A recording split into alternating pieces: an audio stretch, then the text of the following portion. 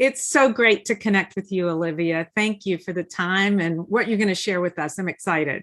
I'm excited. So, yeah, so we're doing interviews to help people get a better sense of PSYCH-K from not just the instructors, but those that have taken the workshops and have personally experienced it. So curiosity, it's always fun to hear. How did PSYCH-K find you? Okay, so PSYCH-K basically, short and sweet, found me through Bruce Lipton's book, Biology of Belief. I think when I went to basic, that was, I want to say about 80% of the responses. But I think if I really looked back, I've been a student of sort of these concepts building up in my personal and professional life.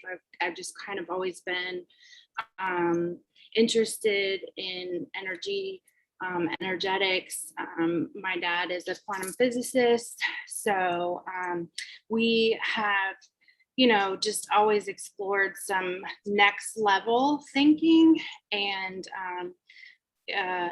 so it just kind of found me, I think, more than right. A lot of people say it finds us. We don't go looking for it, it finds us. And then it resonates with you. Absolutely. Beautiful. So with the variety of experiences you've had with PSYCH-K, how would you define PSYCH-K? So I batted this around quite a bit because it's really hard to put it into a box, and it's very individualized. And I also think that it's very individualized based on what you use it for. Right. So what I would use it for, even myself today, I would define it today contextually, and then maybe a year from now, I would define it in something else. So I'm going to use terminology that I think I kind of probably came up with on my own, which is get ready. I call it functional neuronal, so neurons reprogramming of limiting beliefs. Okay, that works. That's what I came up with. Okay. And breaking that down, it just means that it's a system to functionally reprogram the way that your neurons fire and process information that we typically have in the past. We have learned through patterning in our early years that have led us down certain paths, and we've arrived at limiting beliefs. Right. And PSYCH-K has helped us to kind of knit into other paths, and we get to reprogram functionally based on what we would like to have those paths entail. Yeah, beautiful. I love it because it gives us choice. Yes. It doesn't mean, well, who you are today is who you have to continue to be, but you can rewrite those neurons, and then all decisions are different after that. Choices. 100%. And I think part of that, I don't know if you're going to get into this too, but I think if I were to look back at like my pre-PSYCH-K life to my post-PSYCH-K life, I think that's one thing that I could really say is my takeaway is that I thought that life was just going to occur as a result of whatever I've already accumulated, and probably like a lot of effort that I was going to be putting into my life. And this has really changed that perspective in a great deal. So before, I was just kind of like operating on a system that had already been programmed, whereas now it's something completely different. So. That's beautiful. Good. Thank you. Yeah, it would, the question would be, and you just started down that path, is what has changed for you? What are things that you've noticed either for yourself personally or clients that you've worked with? And that can be around, physical, emotional, spiritual, or mental. So because PSYCH-K addresses all of that, as you referenced before. So anything you want to share? I mean, I know you have tons of stories. So pick one good, juicy one out. And let us know. Oh, man. I mean, so for me personally, I just have to say, like, there isn't a realm that it hasn't changed. So I can't pick one. Yeah. For me personally, I have absolutely transformed, my personal, my physical health, my mental health, my finances. I mean, I've manifested large amounts of money just miraculously. Um, and so I think I just shared this with you, but I think one of the biggest things that I'm personally working on, but that I just broke through for myself, but with a client was, I'm going to get emotional because I do Yeah. every time, but working with a child learning to read. Mhm. So it's actually interesting because when there's a lot involved, believe it or not, in our scholastic pursuits, not just like can you or can't you. And PSYCH-K has a few tools that you can use to reprogram some sensory processing issues. And I was able to work with one of my client's siblings to get her on the path to beginning to read when the day that I started working with her, she had just gotten a 26% on her reading test and was being referred to for specialists. Special. Yeah. Right. And so I'm going to be getting a referral for some behavioral modifications and things like that. But I was able to balance her and she read to me in balance. And I mean, yeah. It was such a magnificent, magnificent. Yeah. And I mean, and so I think for me also, just genuinely speaking, I think one of the experiences for me is feeling the power of this practice just really takes me away. Every time that I do it and I'm sitting with anyone is just watching these limiting beliefs just disintegrate in front of you and holding that space, that assumatok space for people and watching them realize their potential is really also been just a beautiful gift in my life. Yeah, absolutely. I mean, to watch someone, like the child not being able to read and very frustrated to within minutes, being able to read the hardest book, I think is what you told her to go get.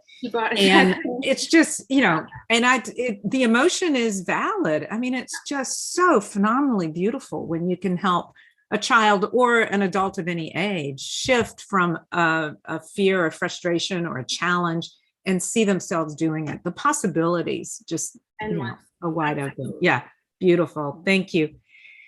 So as you moved into taking the workshops and, whether that was basic or advanced that you've taken, did you have any, maybe with the first workshop, did you have any doubts or questions? It's like, is this going to work? Or, what was kind of some of, people have those doubts. So I'm just going to ask you if you had doubts and what you might tell them now. For sure. So, okay. So I do not make decisions snap at all, ever. And so I found out about this practice and the practitioner that I looked up offered private sessions. And then I saw this like random weekend that she did where you could like get a whole bunch of training in a weekend. And I thought, okay, well, that's more efficient if I just go there, so my subconscious was kind of like, let's just, prevent this overthinking. Because I tell people that I accidentally went to training. And so I'll say that to say that, I think if I were to tell anyone, who is interested in this is to experience, I think would be to experience a session first and then to see if they would be interested in becoming a facilitator and going to a workshop. But for me, I fell head first into going to a workshop and I meditated on it for a full year. The most transforming thing of my life, the biggest tool that I take with me everywhere I batted that thing around daily. I prayed about it for a year. And I was like, absolutely not. And what's interesting is you were not my facilitator the first time. You should bless your lucky stars. I got so many psychosomatic symptoms. Mm. And I think it's valid to mention, because your subconscious will do this to you when you are setting out to do something that's different than, you know, what you've been practicing. You know, all that fear can manifest in different ways. And for me, it came up physical. So I got what I thought was like an ear infection. My ears hurt. And my facilitator at the time was like, there's something you're refusing to hear. And I was like, oh, thank you. And so just that knowing gave me the permission to release that fear and to be as fully present. So I think what I would say to someone who is just really apprehensive is that they can experience sessions on their own terms, number one. And number two, just to be willing and open to, you know, whatever comes up, to fully express that. We've all been through those fears. We know what they are. We know what they mean. We can hold space for you. And we can get you through to the other side. Exactly. They're very temporary. Right. Yes. Thank you. That was the point I was going to make. They're very temporary. In the workshop, on occasion, not everybody, not all the time, but on occasion. But we use the tools and the methods. And the question to you is, all right, what are you not willing to hear was a great example. Absolutely. And you work with these processes to immediately transform that. And boom, that earache is gone. You know, absolutely. It was gone within, I mean, it was almost gone as soon as she said that, but it was gone within an hour or so when it started. And beautiful. I just knew that I was in an accepting space. But yeah, it's just being aware, of, you know, the pushback, the initial pushback that we might have when you're going to be going into, you know, something that offers a change in your life. May not initially be like rainbows and bunnies, but you know, but it's it's worth the commitment. Good. Thank you for sharing that.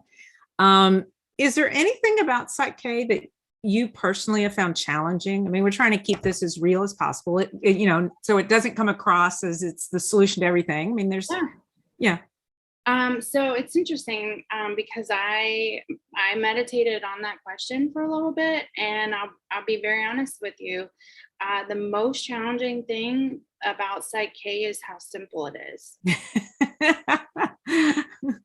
I love that. I love that. It really is. Yeah. It is the most challenging thing to be as simple as it can be. We have such a pattern, and I had to work through that too, of if it's complex, it's really good and it's really powerful. And if it's simple, it's not that important. You know, I think we get programmed with that in some way. So thank you for sharing, because it is okay, simple, but it is powerful. It is. And I think that really in my answer, and the more that I practice this, the more that it really resonates with me, that Rob Williams really, you know, the concept is that we're in flow with nature, right? There's a simplicity and a patterning and a flow to nature. Nature doesn't rush, right? Nature doesn't overthink. Nature doesn't have like, you know, it should be doing this, or, you know, it doesn't have these expectations. Oh, like I didn't grow, you know, the grass isn't like, I didn't grow enough today. I didn't, you know, I didn't make enough dollars today. Right. Or you look better. Your flower looks better than my flower. You know, and so, you know, are you in flow with nature? And really, like, that is the fundamental piece that we are as human beings. And the more levels removed we are from that, I think is where we spin out with our subconscious. And the more that we can bring back and be one with, you know, united with peace and oneness, I think is where the simplicity really is. That's beautiful. Thank you, Olivia. Absolutely beautiful. Yep. So we've got, you know, two Yeah, excellent. We've got two ways, and you mentioned it earlier, that people can access PSYCH-K. One is through the workshops, which, like, I'm an instructor, and so we teach the workshops, and from that they become, like you, a facilitator, Sure. where they can work with other people. Do you do I believe you do private sessions. I do. So would you like to give an email out that Yeah. people can contact you if they wanted to do a private session with you? For sure, for sure. I'm in the Tampa Bay area and East Coast time. I have conducted several sessions over Zoom throughout COVID. I also am I have no COVID restrictions either, so I'm fine to be in person. And you can reach me at CatalyzedTransformation@gmail.com. Beautiful. Good. Thank you. Thank you so much for sharing. I appreciate it. Thank you, Robin.